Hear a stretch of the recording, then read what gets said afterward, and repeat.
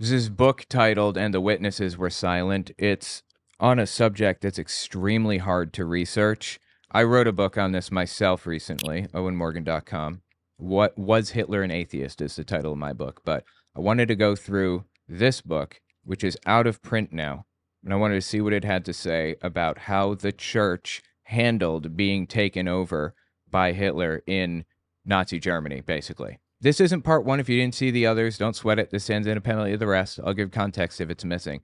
Right now, the German church had something called the Arian paragraph imposed on them. So the leader of the German Christian church, the leader of the Reich Church, basically, set up a paragraph in their rules that says that non-Arians are not allowed to be part of the ministry. They can't be ordained priests or anything like that. The people in the church that were opposed to not mistreatment of Jews, but state interference in church business specifically, those people are trying to find a way to counter the strangleholds that kind of Hitler's movement has over the church. They're trying to fight against the Arian paragraph's induction, if you will. So they're about to form the Pastors Emergency League, the PEL. And it's the predecessor to the Confessing Church, the church that split off from the overarching Reich Church. Now we're going to do something a little bit different this time. Instead of me reading it, I'm going to have an audiobook reader go through the book. I think it'll be helpful because it'll provide a distinction between my voice and the book. This app that I'm using is Readbit. This book is not in audio form, but this is an AI audio voice that's reading it. It's nearly flawless. So you may hear a couple of hiccups every now and then. It may freeze for a second. It may say the number of a citation or whatever, but it's so good. Inspired by the Bonhoeffer-Niemöller Declaration to the National Synod, opposition to a church Arian paragraph grew steadily. Inspired by the Bonhoeffer-Niemöller Declaration to the National Synod, opposition to a church Arian paragraph grew steadily. Under Niemöller's guidance, the opposition founded the Pastors Emergency League in October.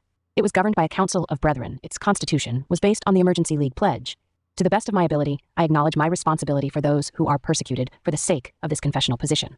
Through this commitment, I attest that the application of the Arian paragraph in the church is a violation of the confessional position.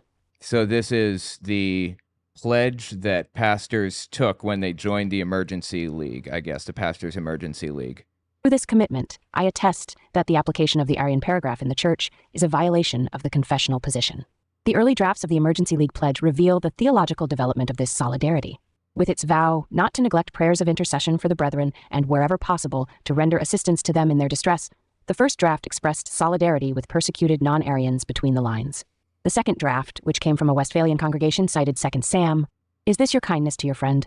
Yeah, 2 Samuel 16:17. Is this your kindness to your friend? Why did you not go with your friend?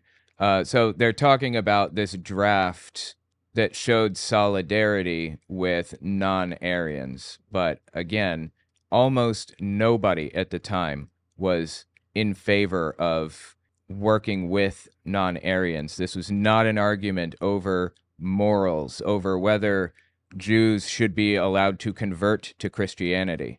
This is an issue over state control fully. Niemöller, guy they're mentioning here, voted for the Nazis in 1924, 28, and 33.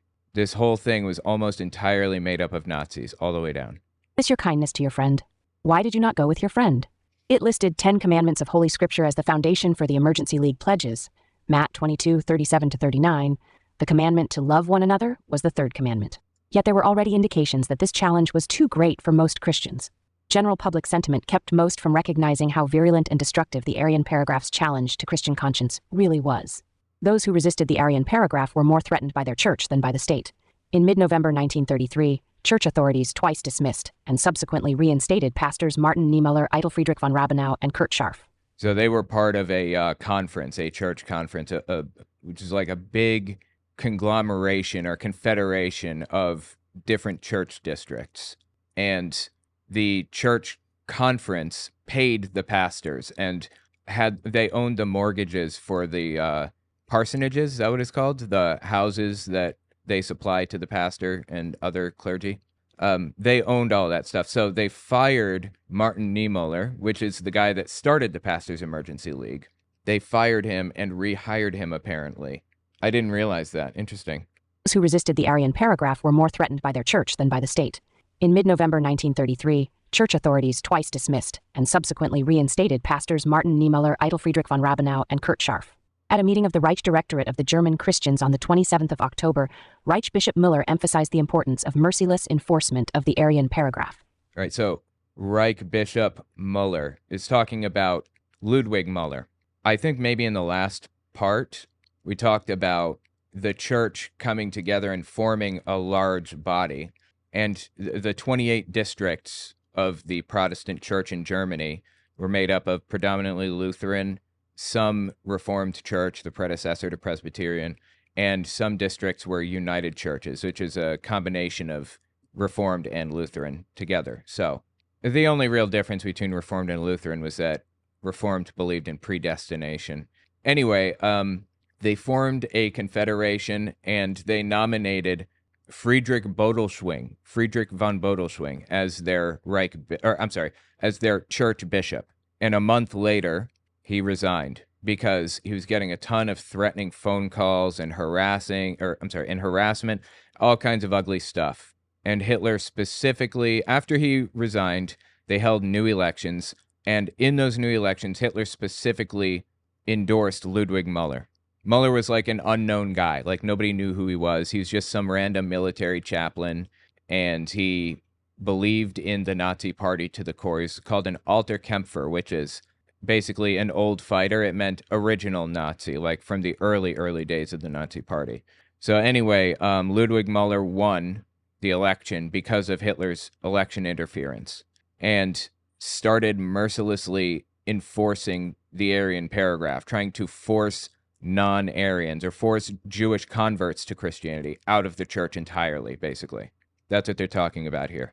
Meeting of the Reich Directorate of the German Christians on the 27th of October, Reich Bishop Müller emphasized the importance of merciless enforcement of the Aryan paragraph. 2 weeks later, the German Christians' rally in the Berlin Sports Palace finally aroused opposition among those who had been silent. Right. The Berlin Sports Palace, also called the Sportpalast. It held 20,000 people, and I think this is about to talk about Reinhold Krauss. Again, I wrote about all of this in my own book on the subject, Was Hitler an Atheist? It's on Amazon, owenmorgan.com if you want to find it. The Sportspalast event was crazy. Before an enthusiastic crowd, German Christian leaders openly called for the deletion of the Old Testament from the Bible and an Arian revision of the New Testament and Protestant liturgies. Yeah, so they called for removal of removal of the Old Testament. And they made fun of Judaism, saying that the Old Testament basically was a bunch of stories about cattle traders and pimps, which, fair enough, I suppose. The first time, many Protestant leaders realized how radical the German Christians really were. German Christian membership dropped dramatically after the rally. Even at the Berlin rally, however, it was remarkable that it was not this resolution, that is, the demand for an Aryan paragraph and for the establishment of a separate church for non-Aryans, that provoked the greatest furor, but the preceding speech by Regional Party Chairman Dr. Reinhold Krauss. Yeah, that's Reinhold Krauss. That's who I was talking about a second ago. If you noticed, the app just took a breath. You could hear the AI voice take a breath. It's those little things that really add to it. It's really, really top tier. Anyway, German Christian, when it mentions German Christian, it's talking specifically about the subset of Christian extremists that were Nazified, not just any German Christian. It made up somewhere around 15 to 20% of the total Protestant church across Germany. 15 to 20%. People throughout Germany worked to rescind the Aryan paragraph in the church.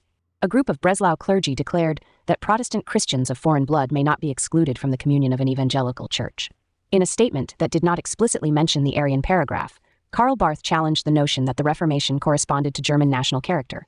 It was, and is, as suitable or unsuitable for the Germanic race as it is for every other race. Karl Barth, they mentioned just now, he was famous at that time and in that region. He was a really famous theologian, really influential, and he was from Switzerland, and he was a member of the Social Democrats, so he was left-leaning. Nearly everybody in the confessing church was right-leaning rather than left-leaning, so Barth was an outlier, and he was kind of an ecumenical or a world, an outside world contact for people inside Germany who were trying to work against the German Christian takeover, basically. I believe that Barth lived in Germany at this time, but he was from Switzerland, and I believe he went back to Switzerland periodically. A group of Breslau clergy declared that Protestant Christians of foreign blood may not be excluded from the communion of an evangelical church. In a statement that did not explicitly mention the Arian paragraph, Karl Barth challenged the notion that the Reformation corresponded to German national character. It was, and is, as suitable or unsuitable for the Germanic race as it is for every other race. The United Evangelical Parish in the town of Unterbarmen condemned the Arian paragraph as worldly, since it disregarded baptism and violated ordination. The Reformed congregation in Oberfischbach resolved that a church Arian law contradicts the sovereignty of the Holy Spirit. Individuals spoke out as well. In November, Karl Bernhard Ritter from Marburg offered another version of a pastor's emergency league pledge. Somewhat sharper than Niemöller's version, it condemned the Arian paragraph as an especially flagrant violation of Scripture and confession. Systematic theologian Heinrich... Wait, interesting. So, Karl Bernhard Ritter from Marburg condemned the Arian paragraph as a violation of Scripture, right? So the argument is that anybody can come to Christ. Anybody. Jesus opened it up for anyone, regardless of race or creed or whatever. You can come to Jesus if you want to and reach God through Jesus. That's the argument. And the Arian paragraph banned Jewish converts to Christianity. And that violated, basically, their fundamental belief. So the German Christians, the Nazified ones, they got around that by simply removing sections of the Bible, getting rid of the Old Testament, for one thing, getting rid of Paul's writings. They called him that Rabbi Paul, quote unquote. That means Romans 9 to 11 were the main source of objection to the German Christians in the first place. So they get rid of Romans, and it doesn't matter anymore. Rick Vogel published 8 articles of evangelical doctrine in which he condemned the banishment or deprivation of the rights of Jewish Christians, since it was not the Jews alone, but all peoples of the world, even we Germans, who are implicated in the cross of Christ. The Holy Spirit, wrote Vogel, could not be tied to the principle of racial politics. Yet even those who opposed the Arian paragraph were not free of anti-Semitic sentiment. No one epitomized this as clearly as the co-founder of the Emergency League, Martin Niemöller. Oh boy, they're about to rip him a new ass, aren't they? Yeah, Niemöller was a bad person, like a really bad person. Despite being the head of the Nazi opposition in the church, he was a scumbag at the time. He later realized how much of a scumbag he was, but, too little, too late. Yeah, he tried. He did his best. Again, I talk about him a lot in my book, Was Hitler an Atheist? No one epitomized this as clearly as the co-founder of the Emergency League, Martin Niemöller. As a decorated World War I hero and outspoken patriot, Niemöller seemed almost predestined for the conflict between German patriotism and Christian faith that he faced under Nazism. Yeah, he was a U-boat commander in World War I. After 1945, he was one of the few veterans of the Kirchenkampf who showed courage and honesty in facing their own past. The Kirchenkampf is the church struggle between non-Nazi Germans and Nazi Germans, basically. In October 1963, television interview with German journalist Günter Gauss, Niemöller spoke about his early prejudices against the Jews.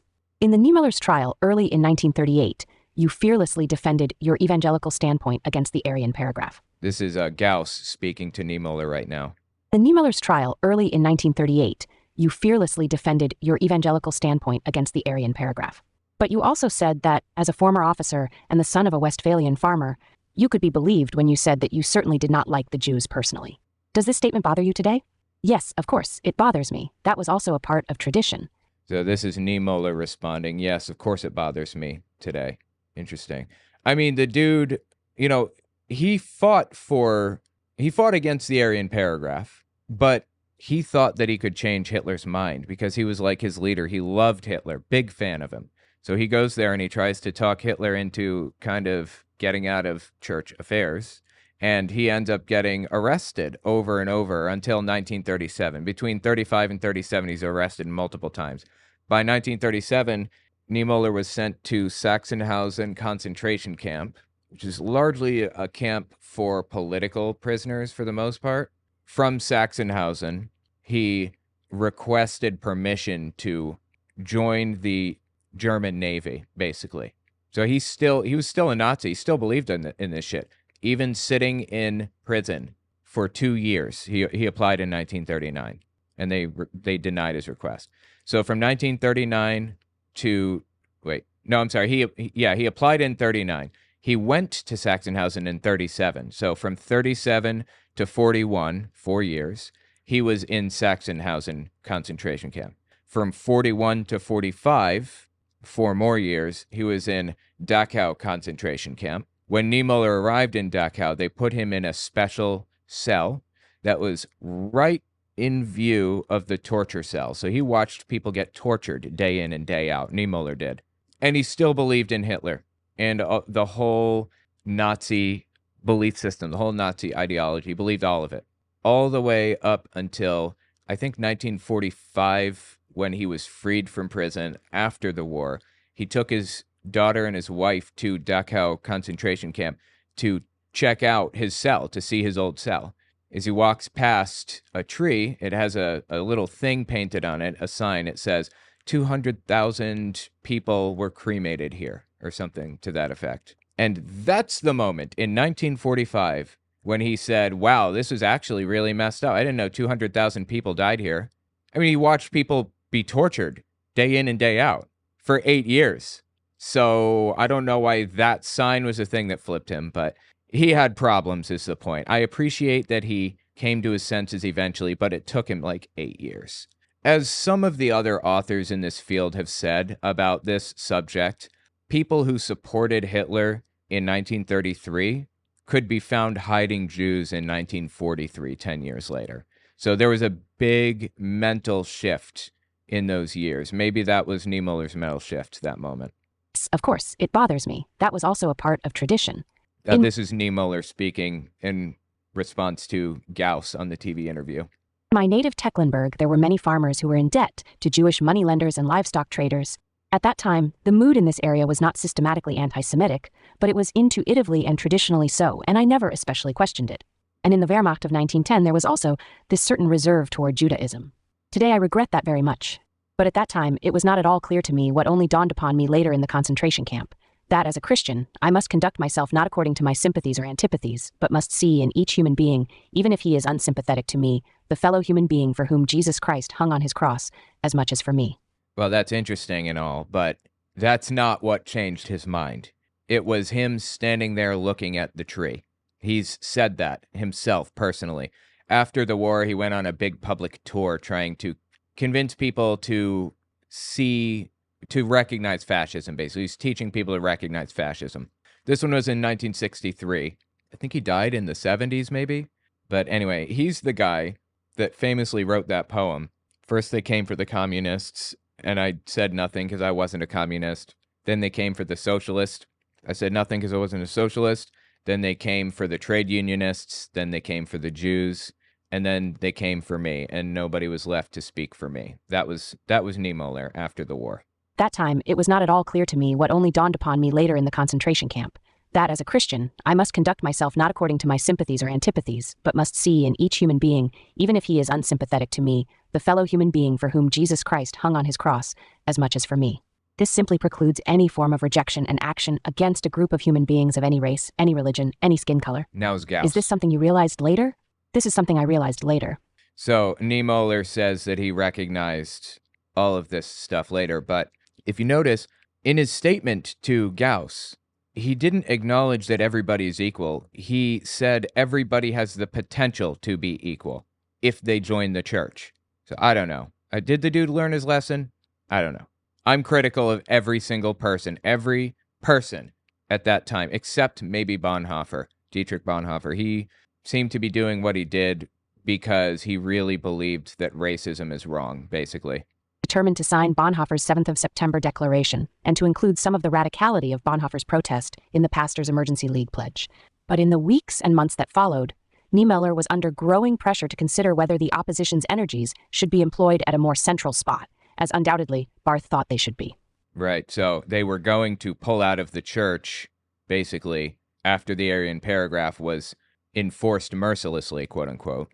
But Niemöller and Karl Barth both said, wait it out, see what happens. And Barth actually said to Bonhoeffer, quote-unquote, we should be the last ones off the ship, off the sinking ship. Just wait and see if there's like a bigger issue that divides us before leaving. And I agree, that was the right call. Bonhoeffer should have stayed in the church and just kept doing his thing. Niemeller was determined. But Bonhoeffer eventually moved out of Germany before any of this shit went down, so. Niemeller was determined to sign Bonhoeffer's 7th of September Declaration and to include some of the radicality of Bonhoeffer's protest in the Pastors' Emergency League pledge. But in the weeks and months that followed, Niemeller was under growing pressure to consider whether the opposition's energies should be employed at a more central spot, as undoubtedly Barth thought they should be. With Bonhoeffer's departure for London, Niemeller's situation was that of the old submarine commander and soldier. Right, the U-boat commander, as I mentioned a minute ago. So he says, with Bonhoeffer's departure for London, he just glossed over this part. Wolfgang Gerlach did, the writer. I think he comes back to it, but Dietrich Bonhoeffer was just another member of the church, if you're unfamiliar. And as things started heating up, he left. He left Germany. I think October 16th, he left Germany for London, and he stayed in London for like a couple of years, teaching at a seminary there, I believe. In 1935, he returned because he felt that it was cowardly to stay out of Germany throughout this zeitgeist, quote unquote, the spirit of the times. He needed to experience this with his people, basically. And he ended up dying in the end. April 6th, 1945, I believe is when he died. That date might be wrong. More a frontline warrior than a staff intellectual, he had lost his chief planner and mastermind. He found these qualities in Karl Barth. The initial reserve between the two men was soon replaced by mutual appreciation. By 1934, Niemeller had developed a liking for Barth's theology of the word, and Barth saw a good chance for a confessing church in Niemeller's organizational talent and combative spirit. So it pauses at the end of each page. I'm not sure why. It also requires an internet connection, so that kind of sucks. And the better the internet connection, the better the audiobook will be. But all things considered, oh my God, this is really, really good. This is flawless. I cannot believe that it's this good at imitating a human voice. It puts the pauses in the right places. It even breathes. Sometimes it says, It's just flawless. Like really, really impressive how far technology has come. Question remained, how should those committed to the Emergency League interpret, and carry out the 4 points contained in its pledge? Which was more important, the general confession, points 1 and 2, or the specific acts of being responsible for the persecuted and resisting the Aryan paragraph, points 3 and 4? In October and November 1933, many colleagues could no longer evade this question. The various factions pressed Niemeller to take a position specifically on the Aryan question, although the Emergency League pledge had been formulated in such a way that its 4 points could not be taken separately, but only in reference to one another. Another really impressive thing about this? If there are no spaces between the words, if they're all jammed together and indistinguishable, unreadable by humans, the AI reads it. It reads it correctly. I did that once by mistake when I was scanning a book in.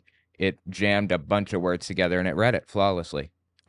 Throughout this, when I basically copied the book over to ReadBit, it had dashes in, because it was like it dropped down a line, they put a dash to continue the word or whatever.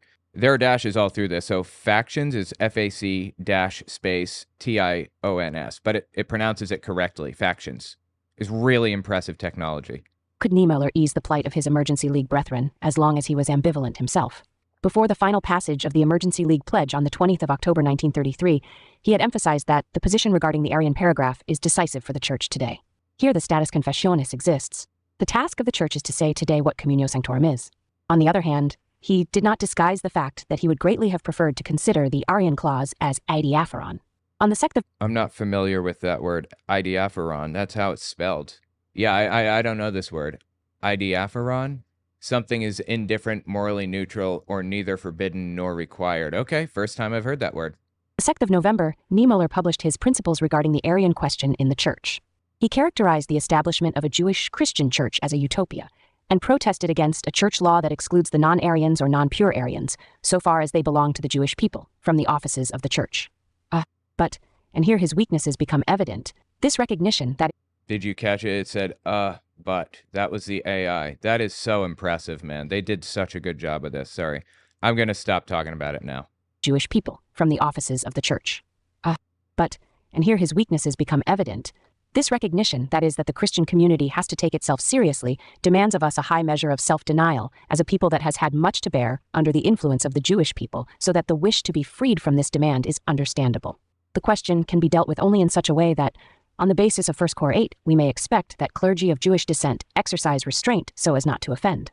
It would be unsatisfactory for a pastor of non-Aryan descent to hold office in the church administration or an especially prominent position in home missions.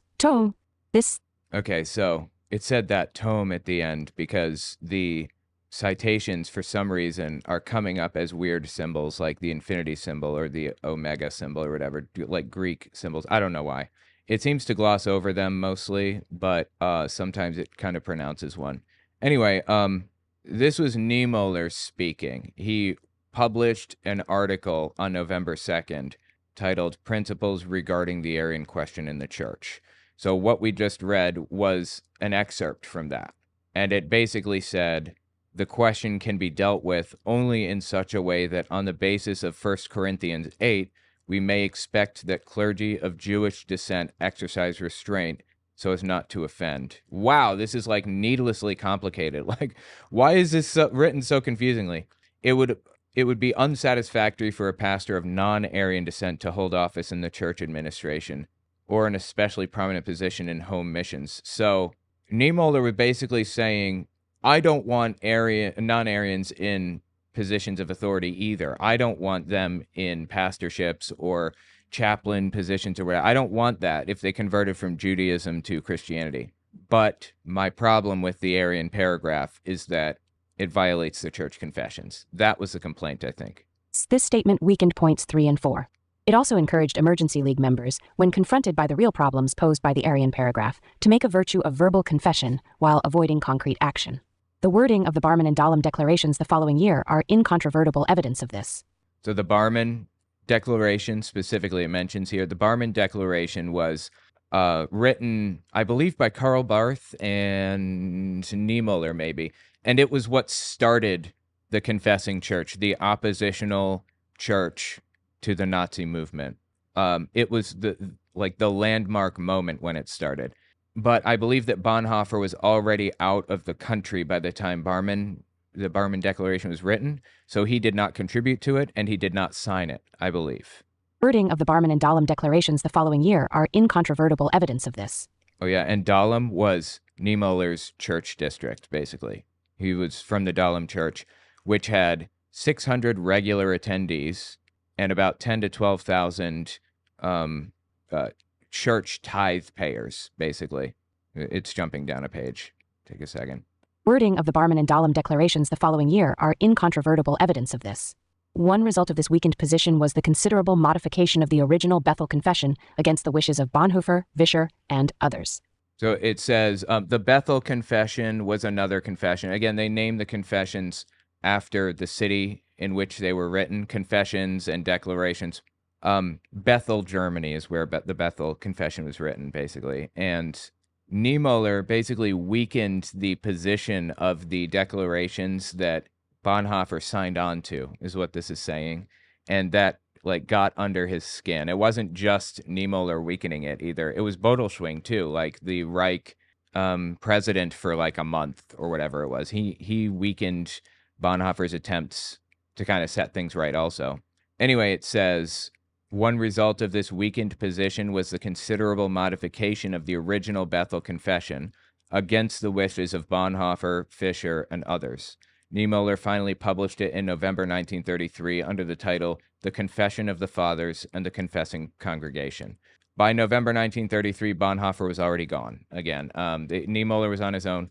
People say that Bonhoeffer was number 2 in the Confessing Church. He was not. He wasn't. He wasn't even in the Confessing Church. Niemöller started the Pastors Emergency League, worked with Bonhoeffer for a short time until he left, and then Niemöller created the Confessing Church with Karl Barth. Bonhoeffer is not involved in any of that. People have rewritten Bonhoeffer's story in wild ways. It is crazy how much they've changed his story. Dude was a pacifist. He didn't believe in violence ever, under any circumstances, no matter what. And they're making a movie about him now. It's going to release November 22nd, 2024. And the promotional poster has a picture of Bonhoeffer carrying a gun. The dude very intentionally and specifically did not know how to use a gun. This movie's going to infuriate me, and you got to know that I'm going to be covering it on my main channel when it happens, so keep a lookout for it. Anyway, tell me what you think about this in the comments, and let me know what you think about the AI reader. I'm a big fan. I love this thing. It's really helped a lot in my research for my own book.